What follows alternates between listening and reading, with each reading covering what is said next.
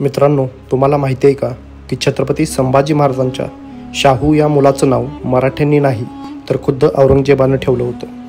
आता ते कसं, त्यासाठी हा व्हिडिओ शेवटपर्यंत बघा. 18 मे 1682 रोजी रायगड जिल्ह्यातल्या गंगावली गावामध्ये छत्रपती संभाजी महाराज आणि महाराणी येसूबाई यांच्या पोटी एक मुलगा जन्माला आला. यावेळी छत्रपती शिवाजी महाराज हे हयात नव्हते, कारण त्यांचं निधन 1680 मध्ये झालं होतं.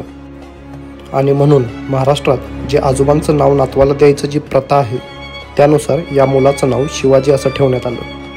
1682 ते 1689 या काळात या मुलाला आपल्या पित्याचा सहवास लाभला. पुढे 11 मार्च 1689 मध्ये औरंगजेबाने छत्रपती संभाजी महाराजांची अत्यंत क्रूरपणे हत्या केली आणि लगेचच औरंगजेबाने रायगडाला वेढा घातला आणि पुढच्या 8 ते 9 महिन्यामध्ये रायगडाचा पाडाव झाला.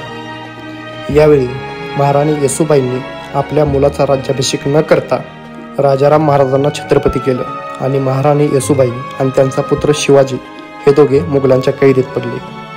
छत्रपती शिवाजी महाराजांकडून अनेक वेळा पराभूत झाल्यामुळे औरंगजेबाला शिवाजी या नावाबद्दल अत्यंत चीड आणि द्वेष होता आणि म्हणून तो त्याच्या कैदेत असलेल्या संभाजी महाराजांच्या पुत्राला नेहमी म्हणत असे की तुझे आजोबा आणि वडील हे दोघेही वाईट माणसं होते, पण तू अगदी साधूसारखा आहेस, म्हणून तो त्यांना साधू असा म्हणू लागला. त्याच्या फारसी उच्चारामुळे साधूचा शाहू असा उच्चार करत असे. पुढे जाऊन शाहू महाराजांचे शाहू हेच नाव प्रचलित झाले.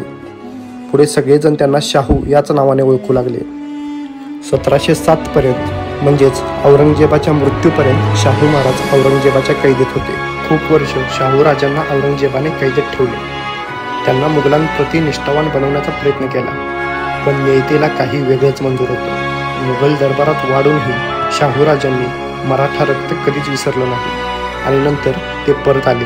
छत्रपती शाहू महाराज म्हणून राज्याभिषेक झाला आणि मराठा साम्राज्य कुठपर्यंत नेलं ते आपल्या सर्वांना माहीतच आहे. छत्रपती शाहू महाराजांच्या नावाबद्दलचा इतिहास तुम्हाला माहिती होता का, ते कमेंटमध्ये नक्की सांगा. आणि मराठा इतिहासातील अशाच रोमांचक घटनांसाठी आपल्या चॅनेलला सबस्क्राईब करायला विसरू नका. जय जिजाऊ, जय शिवराय, जय शंभूराजे.